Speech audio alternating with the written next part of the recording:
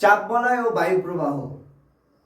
আজকে আমরা এখন যে চ্যাপ্টারটা নিয়ে এসেছি সেটা হচ্ছে চাপ বলয় ও বায়ু প্রবাহ। এটা সেকেন্ড পার্ট। এই ভিডিওটার শেষে তোমরা কিন্তু ফার্স্ট পার্টটা দেখতে ভুলবে না, কারণ ফার্স্ট পার্টটা যদি না দেখো তাহলে কিন্তু এই বিষয়টা আরও ভালোভাবে বুঝতে পারবে না। তাই যেহেতু তোমরা এই ভিডিওটা দেখা শুরু করে ফেলেছো, তাই দেখে নাও, এর ঠিক পরে ফার্স্ট পার্টটা কিন্তু অবশ্যই দেখবে। তাহলে এটা হচ্ছে সেকেন্ড পার্ট। যারা ক্লাস 8-এ পড়ছো, যাদের ভূগোল রয়েছে, তাদের জন্য এই চ্যাপ্টারটা কিন্তু খুব ইম্পর্টেন্ট। আর এই চ্যাপ্টারটা শুধু ক্লাস 8-এ আছে তা নয়, কিন্তু সমস্ত ক্লাসে আছে। 9, 10, 11, 12, first year, second year, third year, fourth year, সবখানে রয়েছে।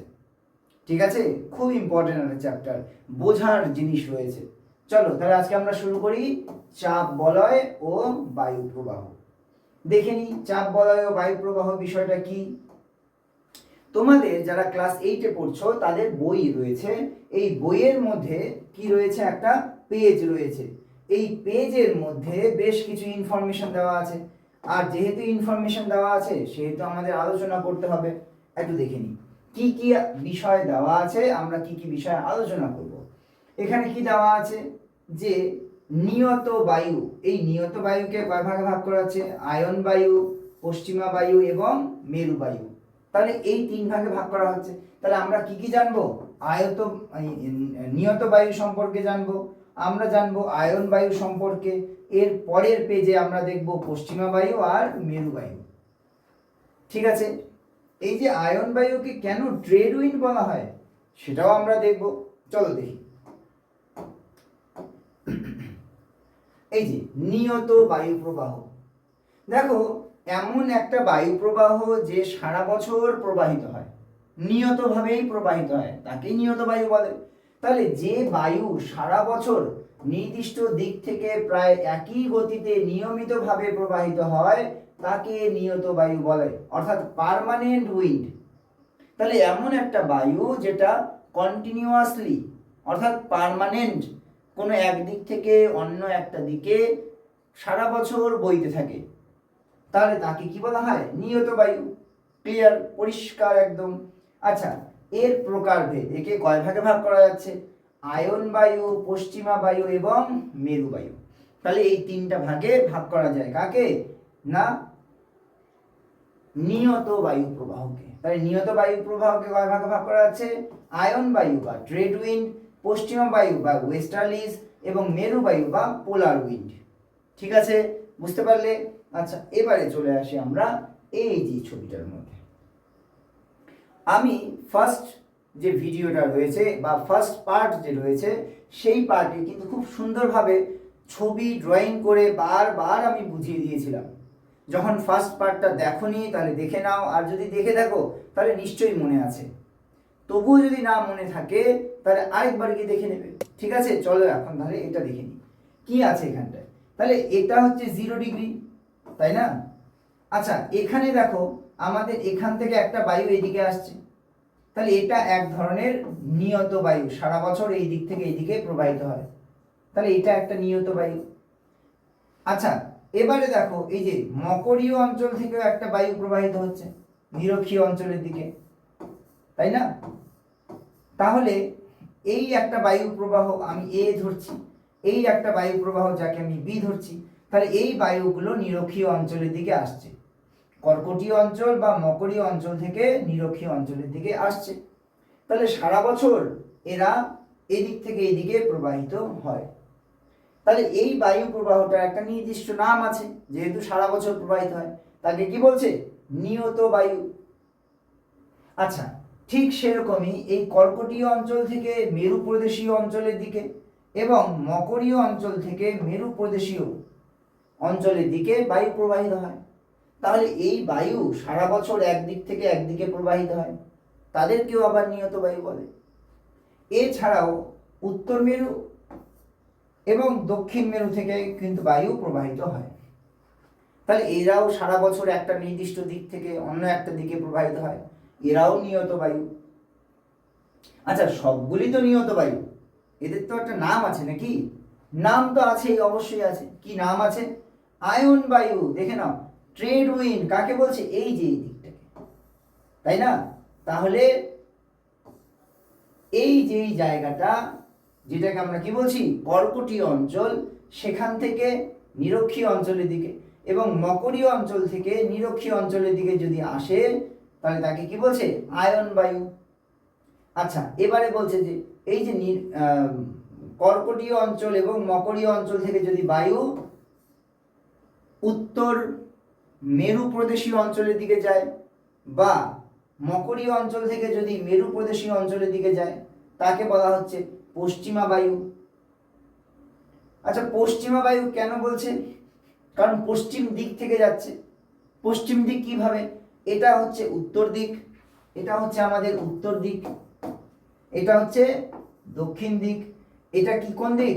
এটা হচ্ছে পূর্ব দিক, আর এটা হচ্ছে পশ্চিম দিক। তাহলে পশ্চিম দিক থেকে যাচ্ছে, ওর জন্য পশ্চিমা বায়ু। পশ্চিম দিক থেকে যাচ্ছে, ওর জন্য কি? এটা পশ্চিমা বায়ু।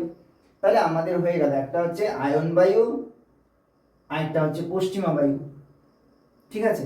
আরেকটা কি? মেরু বায়ু, যেটা মেরু অঞ্চল থেকে আসছে তাকে মেরু বায়ু বলছে। মেরু অঞ্চল থেকে আসছে তাকে কি বলছে? মেরু বায়ু।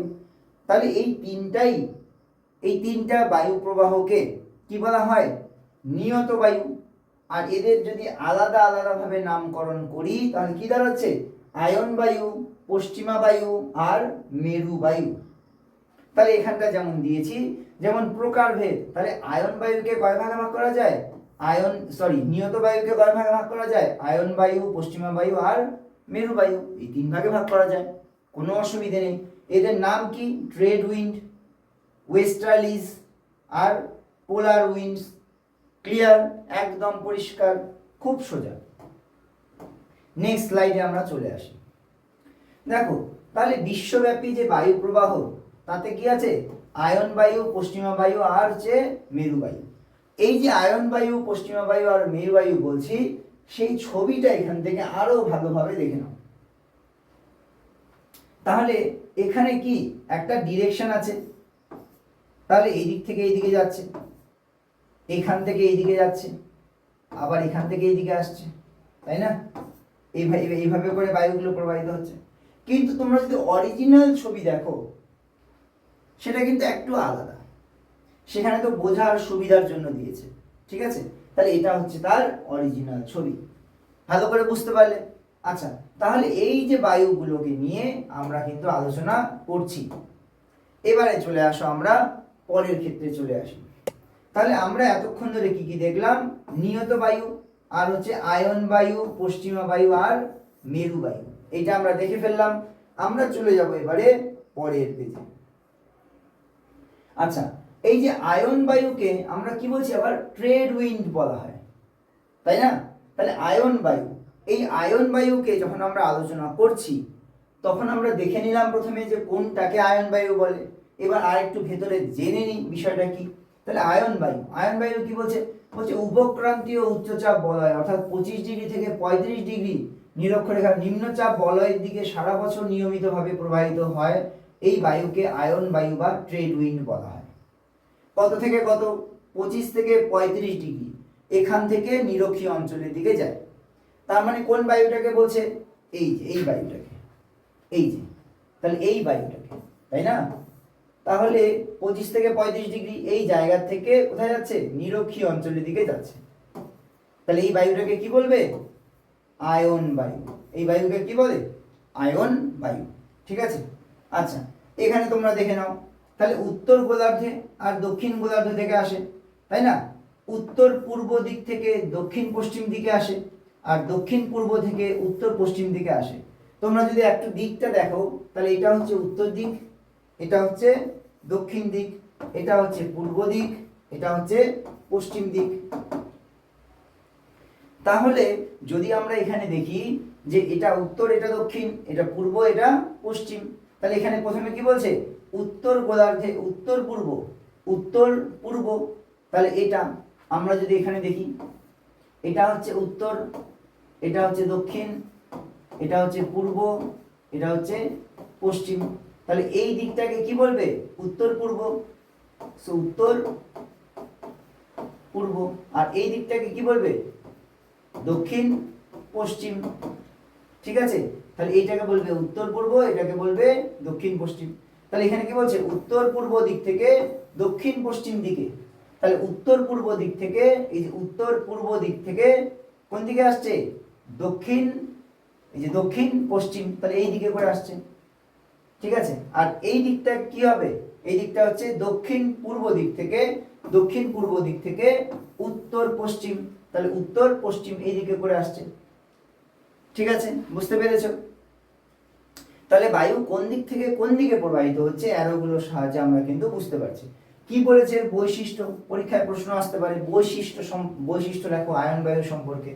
নিয়মিত বায়ুটা প্রবাহিত হয়, নেক্সট উষ্ণমণ্ডলে প্রবাহিত হয় এবং আইটিসিজেড এর মিলিত হয়। আইটিসিজেড কি আমরা একটু পরেই দেখব। ঠিক আছে, তাহলে পরে আমরা কি দেখলাম এখানটায়? নিয়ত বায়ু আয়ন বায়ু কাকে বলা হয়? তাহলে নিয়ত বায়ুকে তিন ভাগে ভাগ করা হয়, আয়ন বায়ু, পশ্চিমা বায়ু, মেরু বায়ু। তাহলে প্রথমে আমরা এখন কি দেখলাম? আয়ন বায়ু। ঠিক আছে, তাহলে আমরা আয়ন বায়ুকে দেখে নিলাম। আচ্ছা, এই আয়ন বায়ুর নাম বাণিজ্য বায়ু বা ট্রেড উইন্ড কেন হয়েছে? কারণটা দেখে নাও এখানটায়। কেন এটাকে আমরা ট্রেড উইন্ড বলি? পরীক্ষায় কিন্তু এতবার প্রশ্ন এসছে এটা। ঠিক আছে, আচ্ছা, আয়ন বায়ুর ইংরেজি নাম হচ্ছে ট্রেড উইন্ড।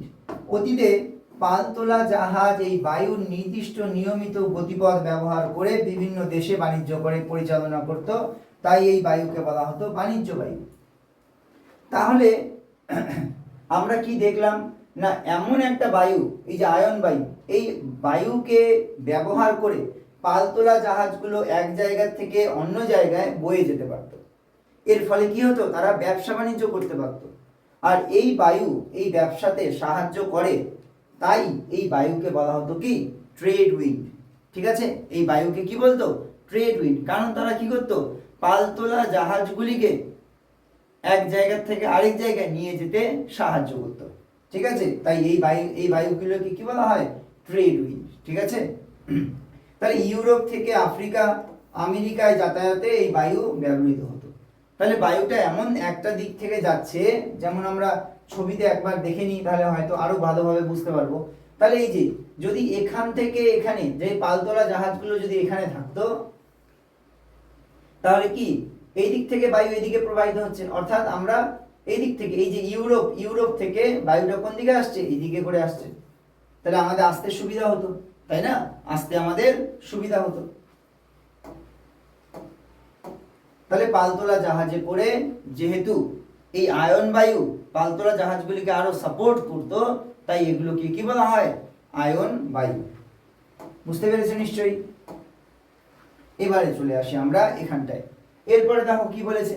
এরপরে আমরা দেখব আইটিসিজেড এর সম্পর্কে জানবো। এর ফুল ফর্মটা অনেক সময় পরীক্ষায় ছোট প্রশ্ন হিসেবে চলে আসে। ইন্টার ট্রপিক্যাল কনভারজেন্স জোন, আমরা এখনই দেখবো কিন্তু। তাহলে পরীক্ষায় প্রশ্ন আসবে কি? আইটিসিজেড এর ফুল ফর্মটা কি? Inter tropical convergence zone. একবার উচ্চারণ করে নাও, ইন্টার ট্রপিক্যাল কনভারজেন্স জোন। ঠিক আছে, এরপরে আমরা দেখব পশ্চিমা বায়ু।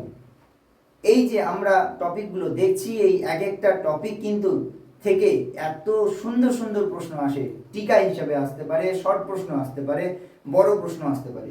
তাই ভালো করে কনসেপ্টটা ক্লিয়ার করে নাও। আচ্ছা, এবারে দেখো এই যে আইটিসিজেড বা ইন্টার ট্রপিক্যাল কনভারজেন্স জোন, তোমরা একটু বানানটা দেখে নেবে কিন্তু বাড়িতে, হ্যাঁ? ঠিক আছে, আচ্ছা দেখো, আন্তঃক্রান্তীয় অভিসরণ অঞ্চল। তাহলে আইটিসিজেড কি বলছে? উত্তর পূর্ব এবং দক্ষিণ পূর্ব আয়ন বায়ু নিরক্ষীয় অঞ্চলে এসে যে স্থানে মিলিত হয় তাকে আন্তঃক্রান্তীয় অভিসরণ অঞ্চল বলা হয়। তাহলে ইন্টার ট্রপিক্যাল কনভারজেন্স জোন বা আইটিসিজেড বলে। তাহলে দেখো, দুটো বায়ু যখন এসে পরস্পর মিলিত হয়, তখন সেই জায়গার মধ্যে কি হয়? ওই যেখানে মিলিত হচ্ছে সেই জায়গাটিকে কি বলা হয়? আইটিসিজেড। এর কোনো ছবি আছে কিনা একটু দেখে নিই আমি, ছবি দেওয়া আছে কিনা, না হলে আগের একটা ছবি আছে খুব সুন্দরভাবে এখানটায় তোমাদের বোঝাতে পারবো। এখানে দেখে নাও। দেখো, তাহলে এই আয়ন বায়ু আসছে, এই আয়ন বায়ু আসছে, এসে এই দুটো বায়ু পরস্পর মিলিত হচ্ছে কোথায়? এই জায়গাতে, নিরক্ষীয় অঞ্চলে। তাহলে যেখানে মিলিত হচ্ছে দুটো বায়ু, সেই জায়গাটাকে কি বলা হয়? আইটিসিজেড বা inter tropical convergence zone. Inter tropical অর্থাৎ ট্রপিক্যাল জায়গাগুলোর মাঝখানে ইন্টার, তাহলে ইন্টার ট্রপিক্যাল দুটো ট্রপিকের মাঝখানে জায়গা, inter tropical convergence zone. Converge মানে বেঁকে যাওয়া, তাহলে এখানে দুটো বায়ু এসে বেঁকে সমান্তরালভাবে প্রবাহিত হচ্ছে, তাহলে কনভার্জেন্স বাঁকা হয়ে যাচ্ছে যেই জায়গায়, জোন অর্থাৎ দুটো ক্রান্তীয় অঞ্চল থেকে ইন্টার ট্রপিক্যাল, তাহলে দুটো টপিকের মাঝখানে ইন্টার ট্রপিক্যাল কনভার্জেন্স জোন, তাহলে কনভার্জ হয়ে যাচ্ছে এখানটায় বায়ুটা, তাহলে তাকে কি বলছে? আইটিসিজেড, অর্থাৎ নিরক্ষীয় অঞ্চলটিকে বলছে কি? আইটিসিজেড বা ইন্টার ট্রপিক্যাল কনভার্জেন্স জোন। এখানে দুটো বায়ু কি হয়? পাশাপাশি এসে মিলিত হয়ে যায় নিরক্ষীয় অঞ্চলে, ঠিক আছে? তাহলে তাকে কি বলা হচ্ছে? ইন্টার ট্রপিক্যাল কনভার্জেন্স জোন, ঠিক আছে? আইটিসিজেড। আচ্ছা, বোঝা গেল? এবারে চলে আসি আমরা নেক্সট পেজে। তাহলে এবারে আমরা কি দেখব? বইয়ের পাতায় যেরকম ছিল যে ইন্টার ট্রপিক্যাল কনভার্জেন্স জোন বলা হয়ে গেলে তোমাকে কোথায় যেতে হবে? ওয়েস্টার্লিজ বা পশ্চিমা বায়ু সম্পর্কে আমাদের জানতে হবে। তাহলে এখানটায় নিয়ত বায়ু তিনটে আছে, একটা হচ্ছে আয়ন বায়ু, জেনে গেছি আমরা, তারপরে আছে কি? পশ্চিমা বায়ু, তারপরে জানবো হচ্ছে মেরু বায়ু। তাহলে এবারে দেখছি পশ্চিমা বায়ু। তাহলে পশ্চিমা বায়ুটাকে দেখো এই দিক থেকে এই দিকে, তাই না? এদিক থেকে এইদিকে, অর্থাৎ আমাদের এই যে জায়গাটা, যেই জায়গাটাকে আমরা কি বলছি? কর্কটীয় অঞ্চল, আর এই জায়গাটাকে কি বলছি? মকরীয় অঞ্চল। এই কর্কটীয় অঞ্চল থেকে মেরুবৃত্ত প্রদেশীয় অঞ্চল, আর মকরীয় অঞ্চল থেকে মেরুবৃত্ত প্রদেশীয় অঞ্চলের দিকে বয়ে যাচ্ছে। আচ্ছা, কি বলছে এটা? ওয়েস্টার্লিজ বলছে উপক্রান্তীয় অঞ্চল থেকে বলয় থেকে মেরুবৃত্ত প্রদেশীয় নিম্নচাপ বলয়ের দিকে প্রবাহিত নিয়ত বায়ুকে পশ্চিমা বায়ু বা ওয়েস্টার্লিজ বলে। তাহলে সেটাই তো বললাম যে ক্রান্তীয়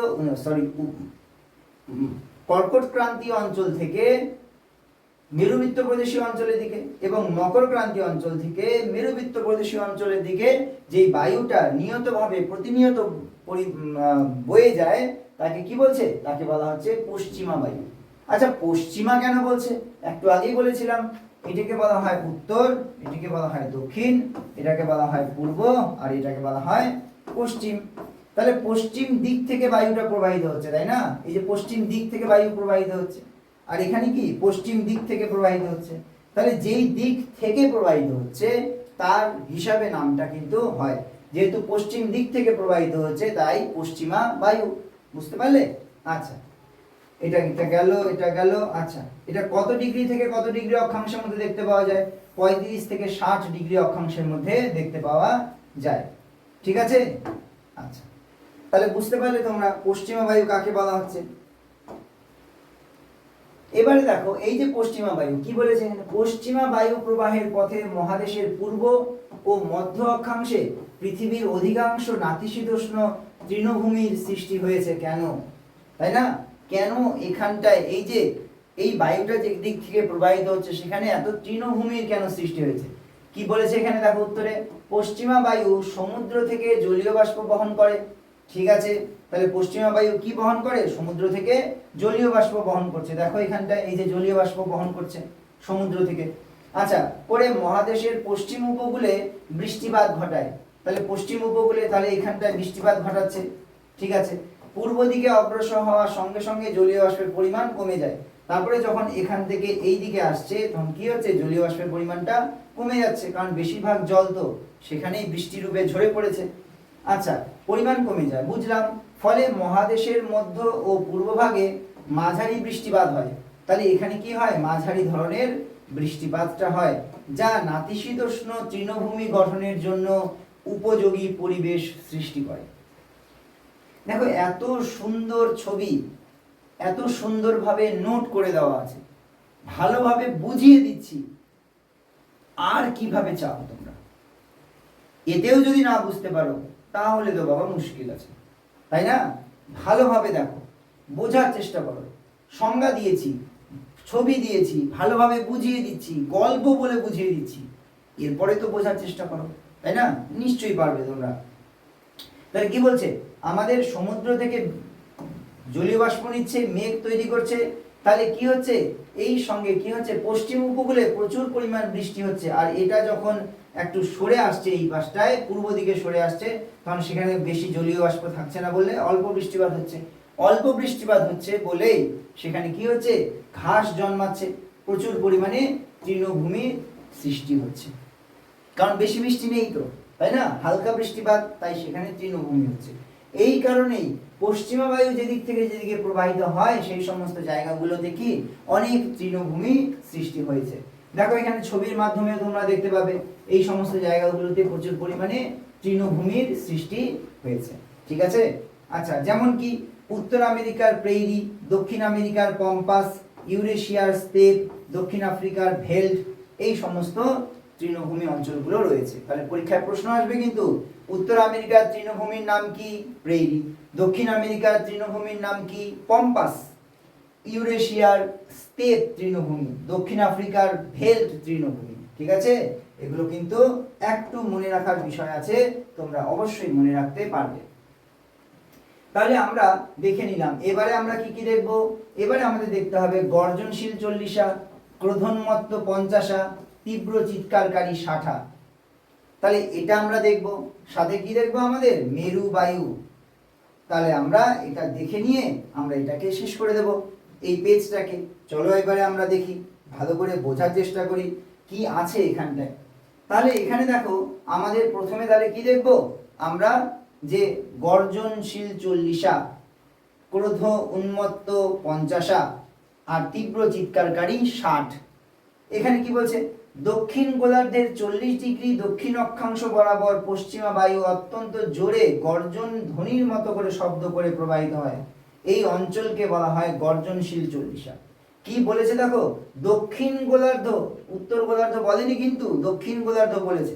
অর্থাৎ আমরা যদি এটা যদি পৃথিবী হয় আর পৃথিবীর এটা যদি নিরক্ষরেখা হয় তাহলে 40 ডিগ্রি, তাই না, এটা 0 ডিগ্রি ধরি, তাহলে এইটা কি বলে, এইটাকে যদি 40 ডিগ্রি হয় তাহলে এই জায়গাটার মধ্যে কি হচ্ছে, বায়ু দক্ষিণ গোলার্ধে প্রচন্ড বেগে প্রবাহিত হয়। স্যার উত্তর গোলার্ধে কেন হয় না? কারণ সেখানটায় অনেক দেশ রয়েছে, কিন্তু দক্ষিণ গোলার্ধে 40 ডিগ্রি অক্ষাংশে কি আছে না, সমুদ্র রয়েছে। সমুদ্র যেখানে যেখানে থাকবে সেখানে বাড়িঘর থাকবে না, গাছপালা থাকবে না, পাহাড় পর্বত থাকবে না। তার ফলে কি হবে, বায়ু বাধাহীনভাবে প্রচন্ড বেগে বয়ে যেতে পারবে। যদি প্রচন্ড বেগে বয়ে যায় তাহলে বায়ুর গতিবেগ বেশি হবে, ঠিক আছে। আর বায়ু যদি প্রচন্ড জোরে যায় সেই সময় কি হবে না, শব্দ করবে, আওয়াজ করবে, কিসের মতো না, গর্জন করবে, গর্জনের মতো আওয়াজ হবে। তাই 40 ডিগ্রিতে বায়ু গর্জনের মতো আওয়াজ করে যায় বলেই একে কি বলা হয়, গর্জনশীল 40। তাহলে দক্ষিণ গোলার্ধে 40 ডিগ্রি অক্ষরেখাতে বায়ু সমুদ্রের উপর দিয়ে প্রচন্ড বেগে প্রবাহিত হয় গর্জন করতে করতে, তাই একে কি বলা হয়, গর্জনশীল 40। কেন গর্জন করে? তাহলে সমুদ্রের উপর দিয়ে যায়, বাধাহীন ভাবে যায়, যেখানে গাছপালা নেই, পাহাড় পর্বত নেই, বাড়িঘর নেই, তাই না, স্থলভাগ নেই, এর জন্য গর্জন করে। উত্তর গোলার্ধে কেন পারে না? কারণ উত্তর গোলার্ধে 40 ডিগ্রিতে পাহাড় পর্বত আছে, বাড়িঘর আছে, স্থলভাগ আছে, গাছপালা আছে, তাই এতটা জোরে সে প্রবাহিত হতে পারে না। এরপরে দেখো ক্রোধে উন্মত্ত 50, তাই না, তাহলে ক্রোধে উন্মত্ত 50 এটাকে কি বলছে, বলছে যে দক্ষিণ গোলার্ধের 50 ডিগ্রি অক্ষাংশ বরাবর পশ্চিমা বায়ু আরো বেশি বেগে তীব্র শব্দে প্রবাহিত হয়, এই অঞ্চলকে বলা হয় ক্রোধে উন্মত্ত 50। তাহলে দক্ষিণ গোলার্ধের কথাই কিন্তু বলছে। তাহলে 40 ডিগ্রিকে কি বলছে, গর্জনশীল 40। এর থেকে আরো বেশি বেগে প্রবাহিত হয় কোথায়, দক্ষিণ গোলার্ধের 50 ডিগ্রি অক্ষাংশে। তাহলে সেই জায়গাটাকে কি বলছে, ক্রোধে উন্মত্ত 50। ঠিক আছে, তাহলে এটা রোয়ারিং 40s। আচ্ছা, এবারে চলে আসি আমরা তীব্র চিৎকারকারী 60, তাই না, স্ক্রিমিং 60s। আচ্ছা, এবারে কি বলছে, দক্ষিণ গোলার্ধের 60 ডিগ্রি দক্ষিণ অক্ষাংশ বরাবর পশ্চিমা বায়ু অত্যন্ত তীব্র বেগে প্রবাহিত হয় এবং তীব্র শব্দ সৃষ্টি করে, এই অঞ্চলকে তীব্র চিৎকারকারী 60 বা স্ক্রিমিং 60s বলা হয়। তাহলে বায়ু এখানে কি প্রচন্ড বেগে প্রবাহিত হয়, সমুদ্রের যাত্রা অত্যন্ত বিপজ্জনক। তাহলে আমাদের 40 ডিগ্রিকে একটা নাম দিয়েছে, 50 ডিগ্রিকে একটা নাম দিয়েছে, 60 ডিগ্রিকে একটা নাম দিয়েছে। তাহলে 40 ডিগ্রিতে বায়ু প্রচন্ড বেগে প্রবাহিত হয়, তাকে কি বলছে? গর্জনশীল 40। 60 ডিগ্রিকে 50 ডিগ্রিকে কি নাম দিয়েছে না ক্রোধে উন্মত্ত 50। ঠিক আছে, বা রোয়ারিং 40। রোয়ারিং 40 তো 40 ডিগ্রিকে বলছে। ঠিক আছে, তাহলে রোয়ারিং 40 এর আরো বেশি বেগে প্রবাহিত হয় সেটা বলেছে। আচ্ছা, তাহলে এটা গেল 50। আর 60কে কি বলেছে? তীব্র চিৎকারকারী 60। আচ্ছা, এখানে একটা জিনিস বোঝা, সেটা হচ্ছে যে 40 ডিগ্রি, 50 ডিগ্রি আর 60 ডিগ্রি যত পেছনের দিকে যাচ্ছে তা কিন্তু শব্দের পরিমাণটা বা গর্জনের পরিমাণটা আরো বেশি বেড়ে যাচ্ছে। ঠিক আছে, আর এটা সবটাই হচ্ছে কি দক্ষিণ গোলার্ধে হচ্ছে, কিন্তু উত্তর গোলার্ধে হচ্ছে না। একটু আগে কারণগুলো কিন্তু বলে দিলাম। ঠিক আছে, দক্ষিণ গোলার্ধে হচ্ছে, উত্তর গোলার্ধে কিন্তু হচ্ছে নয়। এবারে চলে আসি আমরা লাস্ট যে আরেকটা বায়ু আছে, সেটা হচ্ছে মেরু বায়ু। তাহলে আমরা তিনটা বায়ুর কথা বলেছিলাম, তাই না? একটা হচ্ছে আয়ন বায়ু, একটা হচ্ছে পশ্চিমা বায়ু, আর একটা হচ্ছে মেরু বায়ু। তাহলে আয়ন বায়ু আর পশ্চিমা বায়ুকে নিয়ে আলোচনা হয়ে গেছে। এবারে আলোচনা করছি মেরু বায়ুকে নিয়ে। মেরু বায়ু বা পোলার উইন্ড বলছে যে মেরু উচ্চচাপ বলয় অর্থাৎ 80 থেকে 90 ডিগ্রি, মেরুবৃত্ত প্রদেশীয় নিম্নচাপ বলয় অর্থাৎ 60 থেকে 70 ডিগ্রির দিকে সরে সারা বছর প্রবাহিত হয় শীতল ও শুষ্ক বায়ুকে মেরু বায়ু বা পোলার উইন্ড বলে। তাহলে উত্তর মেরু থেকে কি ধীরে ধীরে করে মেরুবৃত্ত প্রদেশীয় অঞ্চলের দিকে যদি বায়ু সারা বছর প্রবাহিত হয়, সেটা কিরকম বায়ু হবে? শীতল ও শুষ্ক বায়ু হবে। আর এই বায়ুকে কি বলছে? পোলার উইন্ড বলছে, তাই না? তাহলে আমাদের এটা যদি হয় পৃথিবী, এটা নিরক্ষীয় অঞ্চল হয়, তাহলে মেরু অঞ্চল থেকে এইদিকে আসবে বায়ু, মেরু অঞ্চল থেকে মেরুবৃত্ত প্রদেশের দিকে আসবে। যদি এইভাবে করে শীতল ও শুষ্ক বায়ুটা আসে মেরুবৃত্ত প্রদেশের দিকে, তখন তাকে কি বলছে? মেরু বায়ু। এটা কি হবে? প্রচন্ড ঠান্ডা বৈশিষ্ট্য যদি বলি, তাহলে কি হবে? প্রচন্ড ঠান্ডা বাতাস আর শুষ্ক বাতাস। ঠিক আছে, তাহলে উত্তর গোলার্ধে এবং দক্ষিণ গোলার্ধে দেখিয়ে দিয়েছি। আচ্ছা, তুষারপাত ও তীব্র শৈত্য প্রবাহ সৃষ্টি করে। তাহলে এখানে কি হবে? এই বায়ুগুলো যদি মেরুবৃত্ত প্রদেশীয় অঞ্চলের দিকে আসে, তাহলে এখানে কি হবে? এই জায়গাগুলো ঠান্ডা হয়ে যাবে, খুব ঠান্ডা হয়ে যাবে, শীত পড়বে, বরফ পড়বে। ঠিক আছে, তাহলে আমরা এখন জানলাম কি মেরু বায়ু প্রবাহকে নিয়ে। তাহলে এখানে একটা ছবি দিয়েছে, এই ছবিটাকে তোমরা কিন্তু একটু সলভ করার চেষ্টা করবে।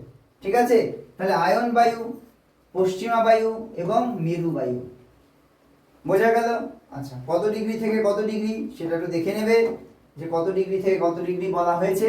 এখনই সেই সমস্ত বিষয়গুলোকে কিন্তু জানানো হয়ে গেছে। আচ্ছা, এবারে চলে আসি আমাদের নেক্সট যে পেজ আছে, সেই নেক্সট পেজে কি বলা হয়েছে। তাহলে এখানে আমরা আলোচনা করব বায়ুচাপ বলয়ের অবস্থান পরিবর্তন, এটা সম্পর্কে একটু দেখব। তারপরে গ্রীষ্মকালে আয়ন বায়ু, আবার শীতকালে পশ্চিমা বায়ু, এই বিষয়টা আমরা একটু দেখব। তাহলে এই সমস্ত বিষয়গুলো এবারে আমরা একটু দেখতে যাচ্ছি। চলে আসি এখানটায়। বলছে যে বায়ুচাপ বলয়ের অবস্থান পরিবর্তন। তাহলে বায়ুচাপ বলয়ের অবস্থানটা আবার পরিবর্তনও হয়, তো দেখে নিই হয় কি হয় না।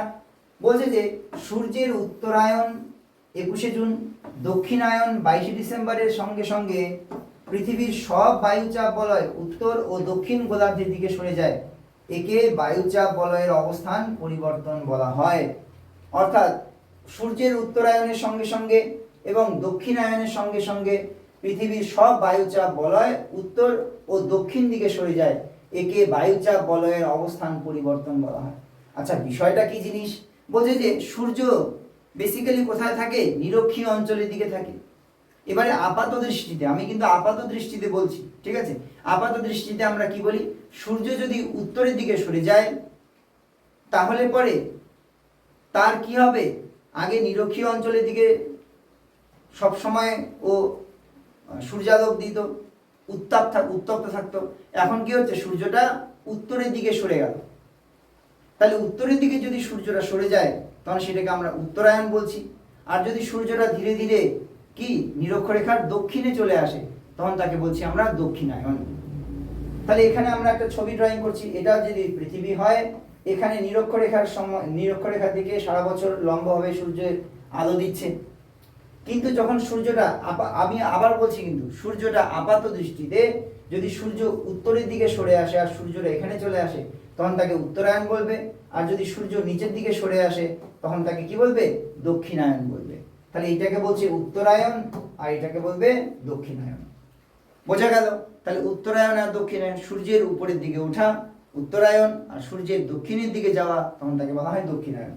তাহলে সূর্যের উত্তরায়ণ আর দক্ষিণায়নের ফলে কি হয়? বায়ুর চাপ বলয়গুলো উত্তর ও দক্ষিণে সরে যায়। তাহলে বায়ু চাপ বলয়গুলো চেঞ্জ হয়ে যায়। ঠিক আছে? তাহলে এই এই এই এই বিষয়টাকেই কিন্তু এখানটায় আলোচনা করার কথা বলেছে। এর ফলে বায়ু চাপ বলয়গুলো চেঞ্জ হয়ে যাচ্ছে। তাহলে দেখো এখানটায় কি বলেছে? এই যে কর্কট সংক্রান্তি 21শে জুন কি ঘটে না, 21শে জুন সূর্য কর্কট ক্রান্তি রেখার 23.5° উত্তর এর উপর লম্বভাবে কিরণ দেয়। এই দিনকে কর্কট সংক্রান্তি বলা হয়। তাহলে 21শে জুন কর্কট ক্রান্তি রেখার উপরে সূর্য লম্বভাবে কিরণ দেয়। যদি লম্বভাবে কিরণ দেয় 23.5° উত্তর অক্ষরেখার উপরে, তখন তাকে কি বলছে? কর্কট সংক্রান্তি। ঠিক আছে? তাহলে উত্তর গোলার্ধে বছরের দীর্ঘতম দিন, দক্ষিণ গোলার্ধে বছরের ক্ষুদ্রতম দিন, আর বায়ুচাপ বলয় উত্তর দিকে সরে যায় এর জন্য। এবারে চলে আসি মকর সংক্রান্তির দিন, অর্থাৎ 22শে ডিসেম্বর, তাই না? এই সময় কি ঘটে? তাহলে 22শে ডিসেম্বর সূর্য মকর ক্রান্তি রেখার উপরে থাকে, মকর ক্রান্তি রেখার উপরে থাকে। তাহলে লম্বভাবে কিরণ দেয়, এদিনকে মকর সংক্রান্তি বলা হয়। তাহলে দক্ষিণ গোলার্ধে বছরের দীর্ঘতম দিন, উত্তর গোলার্ধে বছরের ক্ষুদ্রতম দিন, এবং বায়ুচাপ বলয় দক্ষিণ দিকে সরে আসে। তাহলে কখনো কি হয়? সূর্য উত্তরে ট্রপিক অফ ক্যান্সার বা কর্কট ক্রান্তি রেখার দিকে সরে যায়, আবার সূর্য কখনো কি দক্ষিণ দিকে সরে আসে। তাহলে উত্তরের দিকে কখন সরে? 21শে জুন। আর দক্ষিণ দিকে কখন সরে আসে না? 22শে ডিসেম্বর। মনে থাকবে? তাহলে একটাকে বলা হয় কর্কট সংক্রান্তি আর একটাকে বলা হয় মকর সংক্রান্তি। 21শে জুন আর 22শে ডিসেম্বর। ঠিক আছে? এবারে চলে আসি আমাদের পরের যে পেজটা, সেখানে কি বলছে? গ্রীষ্মকালে আয়ন বায়ু এবং শীতকালে পশ্চিমা বায়ুর প্রভাব কেন দেখা যায়। কি বলেছে? গ্রীষ্মকালে আয়ন বায়ু এবং শীতকালে পশ্চিমা বায়ুর প্রভাব কেন দেখতে পাওয়া যায় সেটা আমরা দেখি। বলছে যে গ্রীষ্মকালে সূর্যের উত্তরায়ণের ফলে, এখনই বললাম উত্তরায়ণ কাকে বলা হয়, তাহলে সূর্যের উত্তর দিকে সরে যাওয়াকে উত্তরায়ণ বলে।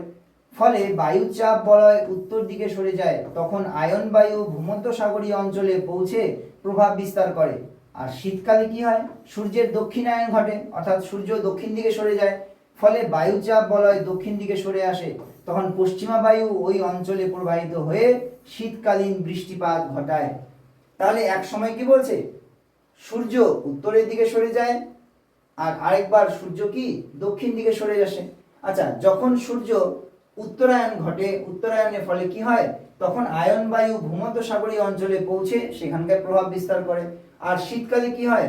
সূর্যের দক্ষিণায়নের ফলে বায়ুচাপ বলয়গুলো দক্ষিণ দিকে সরে আসে, তখন পশ্চিমা বায়ু ওই অঞ্চলে প্রভাবিত হয়ে শীতকালে বৃষ্টিপাত ঘটায়। বোঝা গেল? একদম সিম্পল, খুব একটা অসুবিধা নেই। এবারে চলে আসি আমরা পরের পেজটার মধ্যে। দেখো একদম আমরা শেষের দিকে পৌঁছে গেছি। এখন যেগুলো আলোচনা করব এগুলো খুবই ইন্টারেস্টিং, তোমাদের বুঝতেও সুবিধা হবে আর তোমাদের ভাবতেও সুবিধা করবে, আরো বেশি ভাবনা শুরু করবে। দেখো একজন শিক্ষকের কাজই হচ্ছে তোমাদের মনে প্রশ্নটাকে জাগিয়ে দেওয়া। তোমরা বুঝতে পারছো, তোমরা জানতে পারছো, তোমরা শিখছো, তোমাদের মনে প্রশ্ন তৈরি হচ্ছে, সেটাই তো আমার একমাত্র কাম্য। তাই দেখতে থাকো, বুঝতে থাকো। ঠিক আছে? খুব সহজভাবে বোঝানোর চেষ্টা করছি। একটু যদি শান্তভাবে বসে এই পড়াটাকে দেখে নাও, তোমরা কিন্তু এখানেই সমস্ত পড়াটা ক্লিয়ার হয়ে যাবে। ঠিক আছে? চলো শুরু করি। সাময়িক বায়ু। তাহলে এখানে আমরা কি কি দেখবো? সাময়িক বায়ু। আচ্ছা, সমুদ্র বায়ু এবং এখানে কোথায় গেল? স্থলবায়ু। স্থলবায়ু কোথায় গেল? হ্যাঁ, একটা হচ্ছে সাময়িক বায়ু, আর একটা হচ্ছে এখানে সমুদ্র বায়ু, স্থলবায়ু। এই যে স্থলবায়ু। তাহলে সমুদ্র বায়ু আর স্থলবায়ু সম্পর্কে আলোচনা করব। আচ্ছা, তাহলে এই বিষয়টা সম্পর্কে আমরা আলোচনা করছি। আচ্ছা, মৌসুমী বায়ু এই বিষয়টা সম্পর্কে আলোচনা করতে হবে, ব্যাস তাহলেই হবে। তাহলে একটা হচ্ছে সাময়িক বায়ু, আরেকটা হচ্ছে সি ব্রিজ, আরেকটা হচ্ছে ল্যান্ড ব্রিজ বা স্থলবায়ু, সমুদ্র বায়ু স্থলবায়ু, আরেকটা হচ্ছে মৌসুমী বায়ু। ঠিক আছে, তাহলে এই তিনটেকে নিয়ে যদি আমরা মোরাললেস আলোচনা করি তাহলে আমাদের প্রায় চ্যাপ্টার শেষ। দেখি, দেখো সাময়িক বায়ু অর্থাৎ পিরিয়ডিক উইন্ড কাকে বলছে?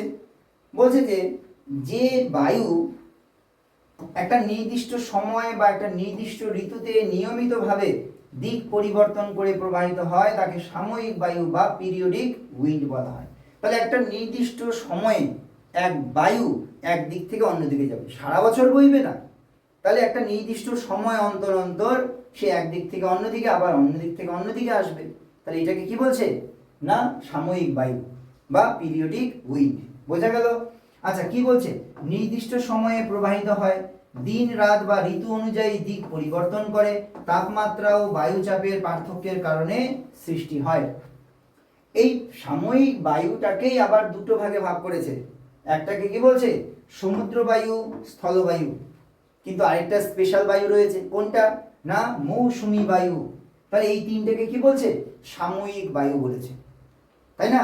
তাহলে একটা বছরের নির্দিষ্ট ঋতুতে বা দিনের নির্দিষ্ট সময়ে বায়ু যখন একদিক থেকে আরেক দিকে প্রবাহিত হয় তখন তাকে কি বলা হয়? সাময়িক বায়ু। এটা মোটামুটি তিনটে রয়েছে, একটা হচ্ছে সমুদ্র বায়ু আর স্থলবায়ু, আর একটা রয়েছে মৌসুমী বায়ু। একদম সিম্পল, কত সোজা দেখো, না বোঝার কোনো জায়গাই নেই। আচ্ছা, এখানে আলোচনা করতে বলেছে দক্ষিণ পশ্চিম মৌসুমী বায়ু। ঠিক আছে, আরেকটা জিনিস আলোচনা করতে বলেছে বর্ষাকালে দক্ষিণ পশ্চিম মৌসুমী বায়ুর প্রভাব কি। প্রথমে দেখে নিই এটা দক্ষিণ পশ্চিম মৌসুমী বায়ুটা কি। না বললে তো আর হবে না, ভালো করে বুঝে নাও। কিন্তু এটা এতটাই ইম্পর্টেন্ট, তোমাদের কৃষিকাজ বলো, তোমাদের জলবায়ু বলো, তোমাদের ফরেস্ট বলো, সবখানে এটা তো লাগবেই। এই যে দক্ষিণ পশ্চিম মৌসুমী বায়ু এমন একটা বিষয়, এটা যদি না জানো তুমি এগ্রিকালচার জানতেই পারবে না। ভারতের অর্থনীতি পড়বে তবুও এটা লাগবে। আমরা যে বেঁচে আছি না, সেটাও এটারই জন্য। আমরা যে বেঁচে আছি, ভারত যে বেঁচে আছে, সেটাও এটার জন্য। যদি বুঝতে চাও দেখো, এখনই বুঝবে। বলছে যে গ্রীষ্মকালে ভারত মহাসাগর থেকে ভারতীয় উপমহাদেশের দিকে যে আর্দ্র বায়ু মানে ভেজা বায়ু, জলীয় বাষ্পযুক্ত বায়ু দক্ষিণ পশ্চিম দিক থেকে প্রবাহিত হয়ে বৃষ্টিপাত ঘটায় তাকে দক্ষিণ পশ্চিম মৌসুমী বায়ু বলে। ঠিক আছে, কি কারণে উৎপত্তি হয় দেখে নাও। গ্রীষ্মকালে স্থলভাগ দ্রুত উষ্ণ হয়ে নিম্নচাপ সৃষ্টি করে, সমুদ্রের তুলনামূলক উচ্চচাপ থাকে, ফলে সমুদ্র থেকে স্থলভাগে আর্দ্র বায়ু প্রবাহিত হয়। একটু দেখে নাও ম্যাপে। দেখো গরমের সময় এখানটায় এই ভূপৃষ্ঠটা প্রচন্ড গরম হয়ে যায়, গ্রীষ্মকালে কি হয়ে যায়? গরম হয়ে যায়। তো গরম বাতাস কোথায় চলে যাবে? উপরের দিকে চলে যাবে, আমরা দেখেছি। তাহলে গরম বাতাস কি হয়ে যাবে? এখান থেকে উপরের দিকে চলে যাবে, এখানে ফাঁকা জায়গার সৃষ্টি করবে। মনে আছে ফার্স্ট ভিডিওতে কি বলেছিলাম? এর যে ফার্স্ট পার্টে কি বলেছিলাম? যে যেই জায়গাটা গরম হয়ে যাবে গরম বাতাস উপরের দিকে উঠে যাবে, যেই উপরের দিকে উঠে যাবে জায়গাটা কি হয়ে যাবে? ফাঁকা হয়ে যাবে। সেই ফাঁকা জায়গা পূরণ করতে কে ছুটে আসবে? পাশের থেকে শীতল বাতাস ছুটে আসবে, তাই না? শীতল বাতাস ছুটে আসবে। কোথায় ড্রয়িং করব? এখানে ড্রয়িং করি। তাহলে সূর্যের আলো আসলো, জায়গাটাকে গরম করলো, জায়গার বায়ুটা উপরের দিকে উঠে গেল, এই জায়গাটা কি হয়ে গেল? ফাঁকা হয়ে গেল। পাশের থেকে শীতল বাতাস অর্থাৎ হাই প্রেসার এখান থেকে ছুটে আসবে। কোথায় দিকে? এই লো প্রেসারের দিকে ছুটে আসবে। তাহলে এই জায়গাটা গরম হয়ে গেছে, গরম বাতাস হালকা উপরের দিকে উঠে যাবে, পাশের থেকে শীতল বাতাস এদিক থেকে এদিকে চলে আসবে। ঠিক আছে, আর যখন এই বাতাসটা আসবে তখন কি নিয়ে আসবে? আর্দ্র বায়ু। এই যে আর্দ্র বায়ু অর্থাৎ সমুদ্রের যে জলীয় বাষ্পপূর্ণ বায়ু, সেই বায়ুটাকে নিয়ে আসবে ভারতে। হলো? যার জন্য এখানে কি হবে? বৃষ্টিপাত হবে। ভালো করে বুঝে নাও, তার জন্য কি হয়? এখানটায় বৃষ্টিপাত হয়। এইটুকু ক্লিয়ার? আরেকবার ক্লিয়ার করে নাও। গ্রীষ্মকাল, বাতাস গরম বাতাস উপরের দিকে উঠে যাবে, জায়গাটা ফাঁকা হয়ে যাবে। এই ফাঁকা জায়গা পূরণ করতে সমুদ্র থেকে, তিনটে সমুদ্র আছে দেখো আমাদের, একটা হচ্ছে বঙ্গোপসাগর, একটা হচ্ছে আরব সাগর, আর একটা হচ্ছে ভারত মহাসাগর। আচ্ছা এখানে একটু অ্যাড করে দিই, বঙ্গযোগ উপসাগর, উপসাগর, আর এখানে কি আছে আরব সাগর, আর এখানে কি আছে ভারত মহাসাগর, মহাসাগর। ভালো করে দেখো, উপসাগর এটা সব থেকে ছোট সাগর, তারপরে আরেকটু বড় তাকে বলছে সাগর, তার থেকে আরো বড় মহাসাগর। তার সব থেকে বড় সাগর কোনটা? ভারত মহাসাগর। তার থেকে ছোট আরব সাগর, তার থেকে ছোট উপসাগর। তাহলে দেখো এটা কতটুকু, এটা তার থেকে বড়, এটা ভারত মহাসাগর তার থেকে আরো বড়। তাহলে তিনটে আলাদা আলাদা কিন্তু, উপসাগর, সাগর, মহাসাগর। ক্লিয়ার? চলো তাহলে এবারে এই সমুদ্র থেকে কি নিয়ে আসছে? ও জলীয় বাষ্প নিয়ে আসছে। এবারে প্রশ্ন হচ্ছে, স্যার আমরা বুঝতে পারলাম গরম হয়েছে ভারত, গরমকালে বা গ্রীষ্মকালে এখানকার বায়ু চলে গেছে সমুদ্র থেকে, অর্থাৎ আরব সাগর, ভারত মহাসাগর, বঙ্গোপসাগর থেকে সে জলীয় বাষ্প নিয়ে আসছে, আর এর ফলে কি হচ্ছে? মেঘ তৈরি হচ্ছে আর বৃষ্টিপাত হচ্ছে। বুঝলাম, কিন্তু বায়ুটার একটা নাম তো আছে, তার নামটা কি সেটা দেখি। দেখো দক্ষিণ পশ্চিম, এটা হচ্ছে উত্তর, এটা হচ্ছে দক্ষিণ, এটা হচ্ছে পূর্ব, এটা হচ্ছে পশ্চিম। তাহলে বায়ু আসছে কোন দিক থেকে? দক্ষিণ পশ্চিম। ওর জন্য এটার নাম কি? দক্ষিণ পশ্চিম। তাহলে দক্ষিণ পশ্চিম মৌসুমী বায়ু। বোঝা গেল? তাহলে দক্ষিণ পশ্চিম দিক থেকে যে বায়ুটা আসছে তাকে কি বলা হবে? দক্ষিণ পশ্চিম মৌসুমী বায়ু। আচ্ছা স্যার মৌসুমী বায়ু, মৌসুমী কথাটা মানে হচ্ছে মনসুন, অর্থাৎ ঋতুকালীন, অর্থাৎ একটা নির্দিষ্ট ঋতুতে আছে, সারা বছর আসে না, নির্দিষ্ট ঋতুতে আসে। তাহলে দক্ষিণ পশ্চিম দিক থেকে আসছে, ওর জন্য দক্ষিণ পশ্চিম। মৌসুমী বায়ু অর্থাৎ একটা নির্দিষ্ট ঋতুতে আসে, ওর জন্য তাকে কি বলা হয়? মৌসুমী বায়ু। তাই না? আরবি শব্দ মনসুন থেকে আসছে মৌসুমী।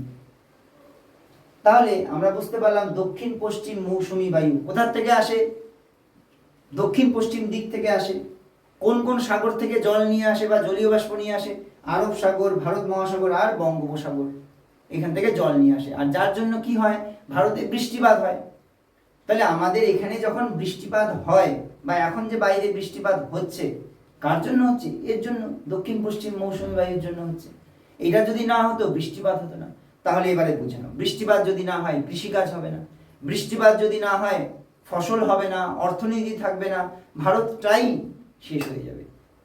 তাহলে মৌসুমী বায়ু আছে বলেই আমিও বেঁচে আছি, তোমরাও বেঁচে আছো। ঠিক আছে? তাহলে দক্ষিণ পশ্চিম মৌসুমী বায়ু কতটা ইম্পর্টেন্ট সেটা ভেবে নাও। ঠিক আছে, নেক্সট প্রশ্ন চলে আসছে। বলছে বর্ষাকালে দক্ষিণ পশ্চিম মৌসুমী বায়ুর প্রভাব কি? তাহলে গ্রীষ্মকালে ভারতীয় উপমহাদেশে নিম্নচাপ সৃষ্টি হলে ভারত মহাসাগর থেকে আর্দ্র দক্ষিণ পশ্চিম মৌসুমী বায়ু প্রবাহিত হয় এবং ব্যাপক বৃষ্টিপাত ঘটায়। একটু আগে বললাম, তাহলে দক্ষিণ পশ্চিম মৌসুমী বায়ুর জন্য কি হয়? ভারতে প্রচুর পরিমাণে বৃষ্টিপাত হয়। ভারতের মোট বৃষ্টিপাতের পরিমাণ প্রায় 70 to 80% এই বায়ুর মাধ্যমে হয়। কৃষিকাজ, জলাধার, নদীর জল বৃদ্ধিতে গুরুত্বপূর্ণ ভূমিকা পালন করে, তাই না? পশ্চিমবঙ্গ, আসাম আর মেঘালয়, কেরালাতে প্রচুর পরিমাণে বৃষ্টিপাত হয়। তাহলে ভারতের এই সমস্ত জায়গাগুলিতে প্রচুর পরিমাণে বৃষ্টিপাত হয়। কোন সময়ে? না গ্রীষ্মকালের ঠিক পরে পরে। কে বৃষ্টিপাতটা ঘটায়? দক্ষিণ পশ্চিম মৌসুমী বায়ু। কোথার থেকে জল নিয়ে আসে?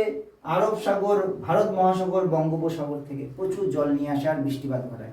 আর বৃষ্টিপাত হয় বলেই ভারতে কৃষিকাজ হয় বা ফসল ফলে, আমরা খেতে পাই, আমরা বেঁচে থাকি। তাহলে বুঝতে পারলে এই দুটো প্রশ্ন কতটা ইম্পর্টেন্ট। দেখো কত কিছু জানতে পারছো, তাই না? এতক্ষণ ধরে যেগুলো জানলে একবার দেখবে না যে ঠিকঠাক করে তোমরা সেগুলো পারছো কিনা, একটু দেখে নাও এখানটায়।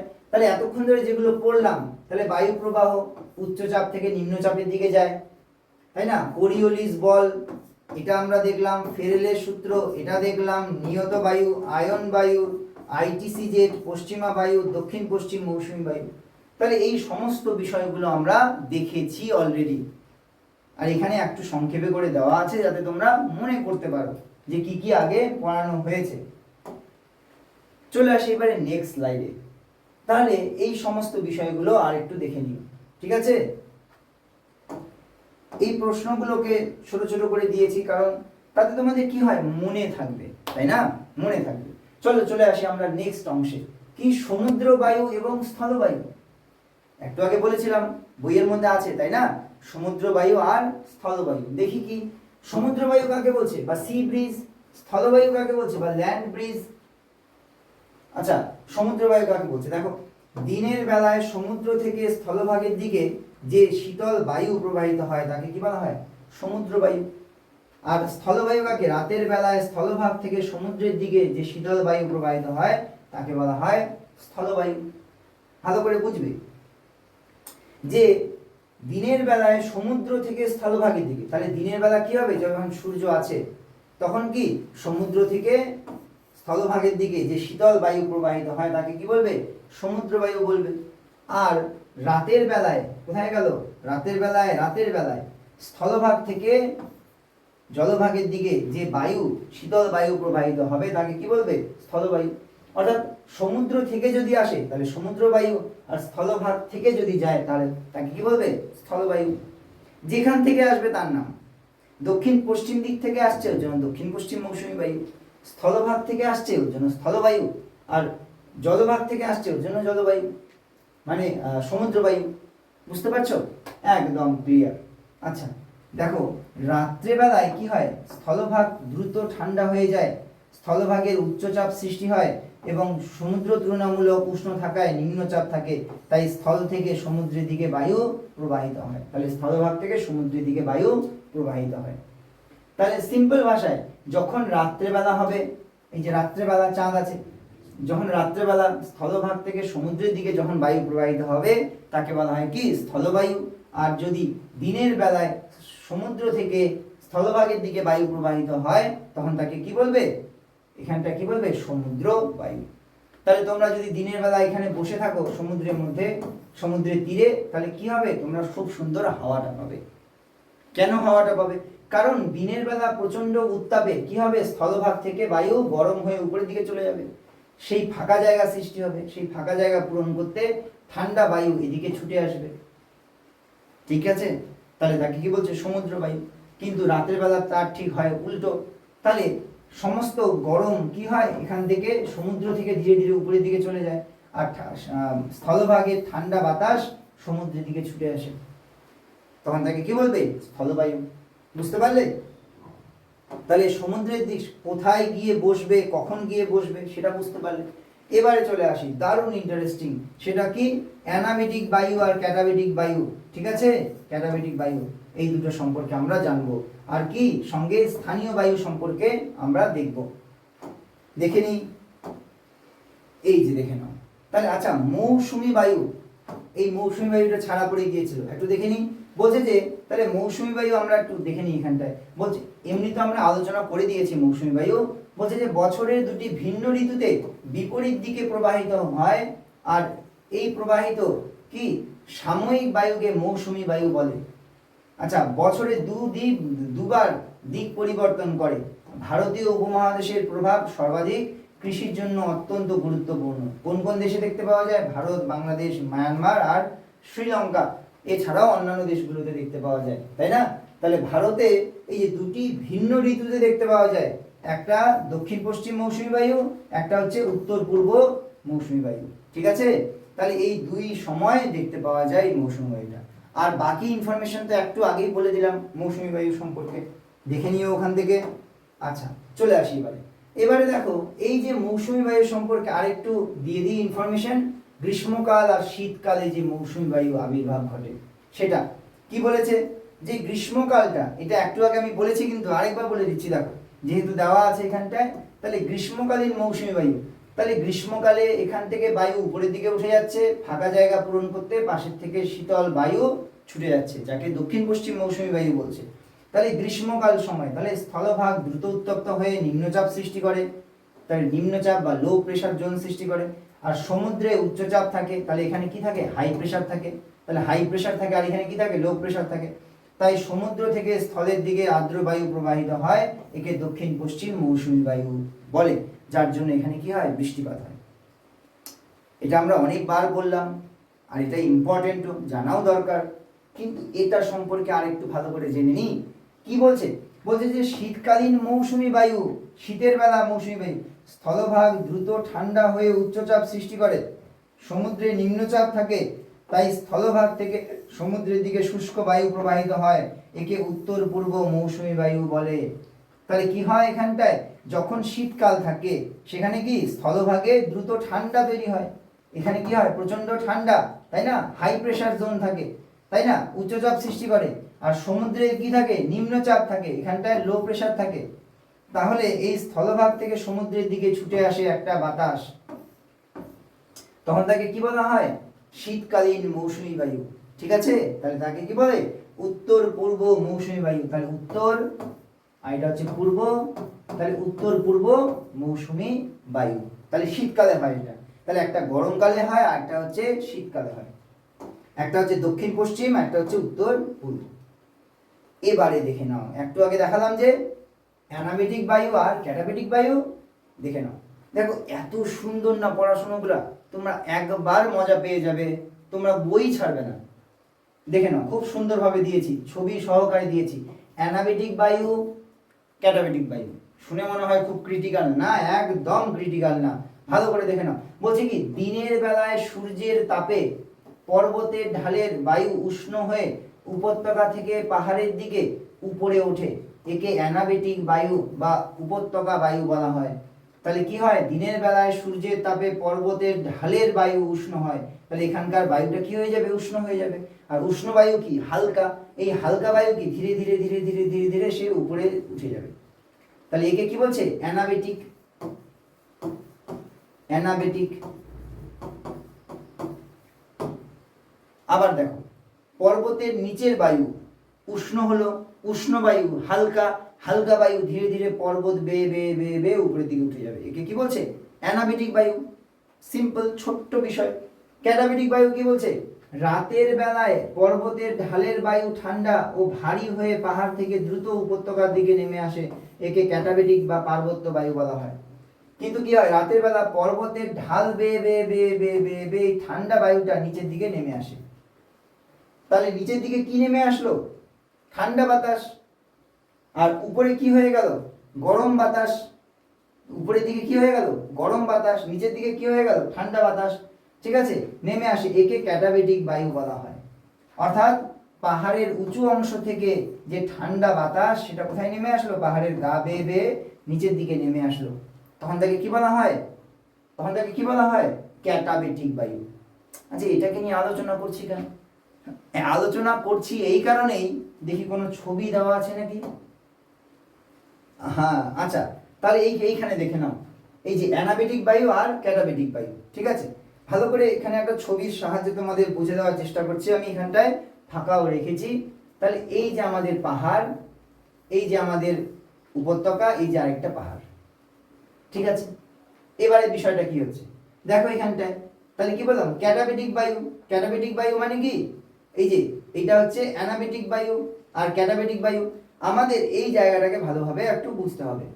ভালো করে দেখে নাও, এই জায়গাটায় কি বলছে না, দিনের বেলায় সূর্যের তাপে পর্বতের ঢালের বায়ু উষ্ণ হয়ে পাহাড়ের ঢাল দিয়ে ধীরে ধীরে করে উপরের দিকে উঠে যায়।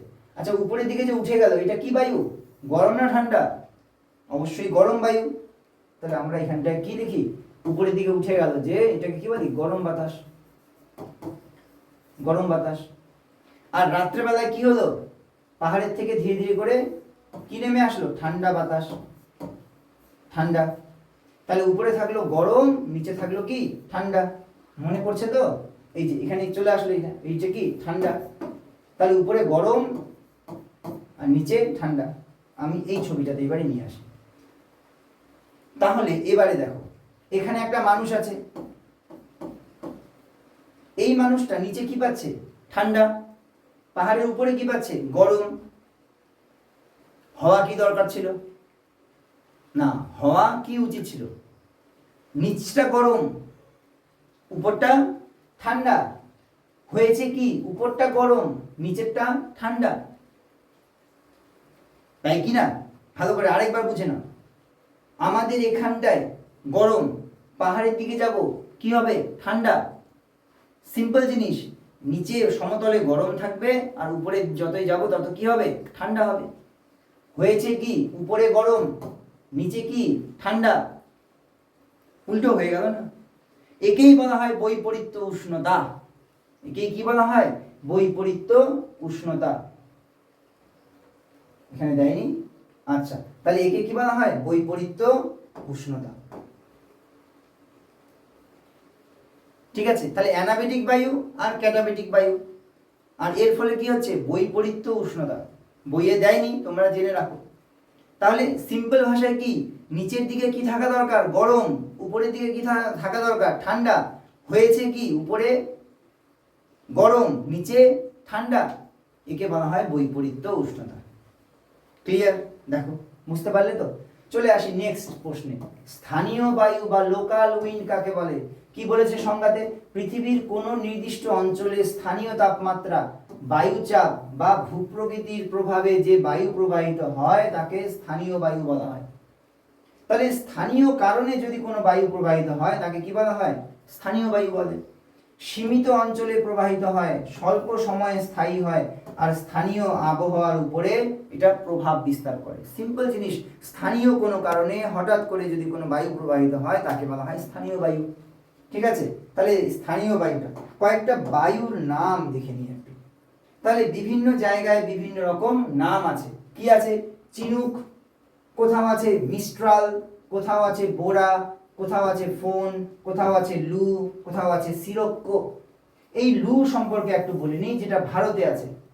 ভারতে একটা গরম হাওয়া প্রবাহিত হয়, গরম বাতাস প্রবাহিত হয়। কোথায় গরম বাতাস প্রবাহিত হয়? যেমন ছত্তিশগড়, মহারাষ্ট্র, রাজস্থান, গুজরাট, এই সমস্ত জায়গায় প্রচণ্ড জোরে একটা গরম বাতাস, ধুলোপূর্ণ গরম বাতাস প্রবাহিত হয়।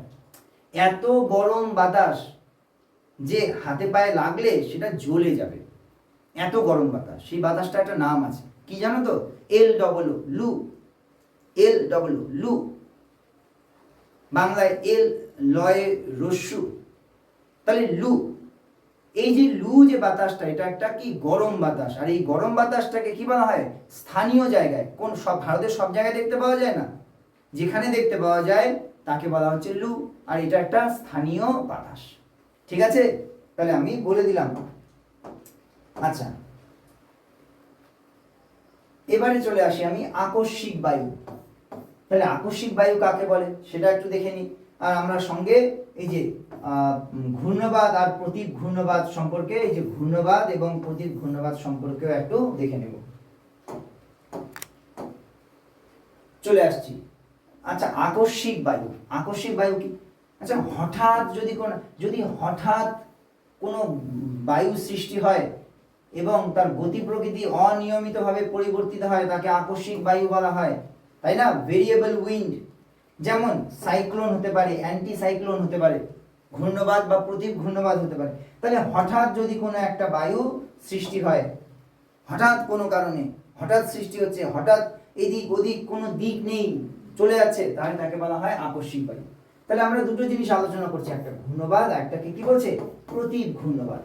একটাকে বলছে ঘূর্ণবাদ, একটাকে বলছে প্রতীক ঘূর্ণবাদ। দেখি, বলছে যে প্রথমে আগে আমরা দেখে নিই ঘূর্ণবাদ কি বলছে না। নিম্নচাপ কেন্দ্রকে ঘিরে চারদিক থেকে বায়ু সর্পিল আকারে কেন্দ্রের দিকে যদি প্রবাহিত হয়, প্রবল ঝড়ের সৃষ্টি করে, তাকে কি বলছে?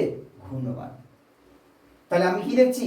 নিম্নচাপকে ঘিরে চারদিক থেকে বায়ু যদি সর্পিল গতিতে, তাহলে নিম্নচাপ, লো প্রেসার জোন, চারদিক থেকে বায়ু ঘুরতে ঘুরতে ঘুরতে ঘুরতে যদি এখানে আসে সর্পিল গতিতে, সাপের মতো কোনো একটা জায়গায় আসে।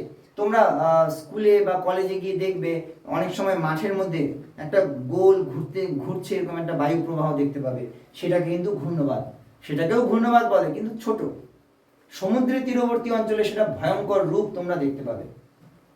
তাহলে নিম্নচাপকে কেন্দ্র করে পাশের উচ্চচাপ অঞ্চল থেকে যখন বায়ু খুব দ্রুত গতিতে সর্পিল আকারে আসতে থাকে, তখন তাকে কি বলা হয়? ঘূর্ণবাদ বা সাইক্লোন বলা হয়। ঠিক আছে, এর বৈশিষ্ট্য দেখো, কেন্দ্রে নিম্নচাপ থাকে, উত্তর গোলার্ধে ঘড়ির কাঁটার বিপরীত দিকে এবং দক্ষিণ গোলার্ধে ঘড়ির কাঁটার দিকে ঘুরে, প্রবল বৃষ্টি ও ঝড় সৃষ্টি করে। এদের কিছু নাম আছে, যেমন আমফান, ইয়াস, ফণি, বুলবুল, ঠিক আছে, এগুলোর নাম আছে। এবারে চলে আসি প্রতীপ ঘূর্ণবাত। ঘূর্ণবাতের ঠিক উল্টো। দেখো ওখানে লো প্রেশার ছিল, এখানে হাই প্রেশার। তাহলে হাই প্রেশার জোন থেকে যদি বায়ু চারদিকে প্রচন্ড গতিবেগে বাইরে বেরিয়ে আসে, তখন সর্পিল গতিতে বাইরের দিকে ছিটকে পড়ে, তাই না? উচ্চচাপকে কেন্দ্র করে। আগেরটা কি ছিল? নিম্নচাপকে কেন্দ্র করে, এটা উচ্চচাপকে কেন্দ্র করে চারদিকে ঘুরে যায়, তখন তাকে কি বলা হয়? Anti cyclone. এই কেন্দ্রে উচ্চচাপ থাকে, ওখানে কি ছিল? কেন্দ্রে নিম্নচাপ ছিল। আচ্ছা, উত্তর গোলার্ধে ঘড়ি কাঁটার দিকে এবং দক্ষিণ গোলার্ধে ঘড়ির কাঁটার বিপরীত দিকে ঘোরে, সাধারণত পরিষ্কার, শুষ্ক ও মেঘমুক্ত আবহাওয়া সৃষ্টি করে। ঠিক আছে, তাহলে আমরা দুটো জিনিস দেখতাম, একটা হচ্ছে ঘূর্ণবাত, একটা হচ্ছে প্রতীপ ঘূর্ণবাত। তাহলে এই যে আমরা দেখো কতগুলো এখানটায় নাম দিয়ে দিয়েছি, যেগুলো আমরা এতক্ষণ ধরে দেখলাম। যেমন সাময়িক বায়ু, এখানে দেখে নাও। তাহলে এখানটাতে কি দেখলাম? সাময়িক বায়ু, সমুদ্র বায়ু, স্থলবায়ু, গ্রীষ্মকালীন মৌসুমী বায়ু, শীতকালীন মৌসুমী বায়ু, অ্যানাবেটিক বায়ু, ক্যাটাবেটিক বায়ু, স্থানীয় বায়ু, ঘূর্ণবাত, প্রতীপ ঘূর্ণবাত। তাহলে এই যে এগুলো জিনিস আমরা যতক্ষণ ধরে জানলাম, একবার দেখে নাও মনে পড়ছে কি পড়ছে না, তাই না? চলে আসি আমরা নেক্সট স্লাইডে। এটা কি? এতক্ষণ ধরে তোমরা ভিডিওটা দেখলে, তোমরা অলরেডি দুটো ভিডিও দেখেছো, একটা ফার্স্ট পার্ট, এটা সেকেন্ড পার্ট। যখন দেখলে তখন অ্যাটলিস্ট তোমরা কোনটা কোনটা প্রশ্ন ইম্পর্টেন্ট সেটাও তো তোমাদের জানা দরকার, যে এই চ্যাপ্টারটা যে আমরা পড়লাম কোন কোন প্রশ্ন ইম্পর্টেন্ট সেটাও একটু দেখে নাও। তাহলে এই সমস্ত প্রশ্ন, মোস্ট ইম্পর্টেন্ট কোয়েশ্চেন্সগুলোকে এখানে দিয়েছি। বায়ুচাপ বলয় কাকে বলে? পৃথিবীতে মোট কতগুলো বায়ুচাপ বলয় রয়েছে, তাদের নাম লেখো। নিরক্ষীয় নিম্নচাপ বলয় কেন সৃষ্টি হয়েছে? ডোল ড্রামস, অশ্ব অক্ষাংশ, তাই না? কোরিওলিস বল, ফেরেলস ল, নিয়ত বায়ু, আয়ন বায়ুর অপর নাম কি? বাণিজ্য বায়ু কেন বলা হয়? আইটিসি জেট, পশ্চিমা বায়ু, গর্জনশীল 40, ক্রোধে উন্মত্ত 50, তীব্র চিৎকারকারী 60, মেরু বায়ু, তাই না? এইভাবে করে দেখো প্রচুর প্রশ্ন এখানটায় দেওয়া রয়েছে। তোমরা একবার ট্রাই করো, এই প্রশ্নগুলোকে লিখে নাও। লিখে নিয়ে তোমরা কি করবে? এই প্রশ্নগুলোকে তোমরা খুব ভালোভাবে তোমরা বাড়িতে করার চেষ্টা করো। তোমরা চাইলে পরে একটা স্ক্রিনশট নিয়ে নিতে পারো এখানটায়, ঠিক আছে? নিশ্চয়ই নিয়ে নিয়েছো। তাহলে পরে এই প্রশ্নগুলো তোমরা করার চেষ্টা করো। তাহলে কেমন লাগলো? দেখতে দেখতে কিন্তু দেখো আমাদের চ্যাপ্টারটা শেষ হয়ে গেল। একটা বড় চ্যাপ্টার, বোঝার চ্যাপ্টার, ছবি সহকারে খুব সুন্দরভাবে আমরা সমস্ত চ্যাপ্টারটিকে শেষ করলাম। আশা করি তোমাদের প্রত্যেকের খুব ভালো লেগেছে। দেখো তোমাদের অনেক বন্ধুবান্ধব পড়াশোনার সেই সুযোগটা পায় না, ভালোভাবে বুঝতে পারে না, ওরা আর একটু সাহায্য চায় টিচারের। তোমরা চাইলে পরে এই ভিডিওর লিঙ্কটা তোমরা তাদেরকে শেয়ার করতে পারো, সোশ্যাল মিডিয়াতেও শেয়ার করতে পারো, হোয়াটসঅ্যাপে শেয়ার করতে পারো, যেভাবে শেয়ার করো তাতে কিন্তু তাদের উপকারী হবে, তাই না? অনেক ভিডিওই তো শেয়ার করো যেগুলো খুব একটা কাজে লাগে না, এই ভিডিওগুলো শেয়ার করো, দেখবে তোমাকে এসে থ্যাঙ্কস বলে যাবে। আচ্ছা, তো তোমাদেরকে আমার থ্যাঙ্কস বলা দরকার এতক্ষণ ধরে ধৈর্য সহকারে ভিডিওটা দেখলে বলে। তাহলে পরে আবারও একটা নতুন ভিডিও নিয়ে আসবো তোমাদের জন্য। ততক্ষণের জন্য সবাইকে অনেক অনেক ধন্যবাদ, থ্যাংক ইউ। সঙ্গে থাকার জন্য সবাই খুব ভালো থেকো আর সবাইকে ভালো রেখো, কেমন? আবার দেখা হবে, টাটা।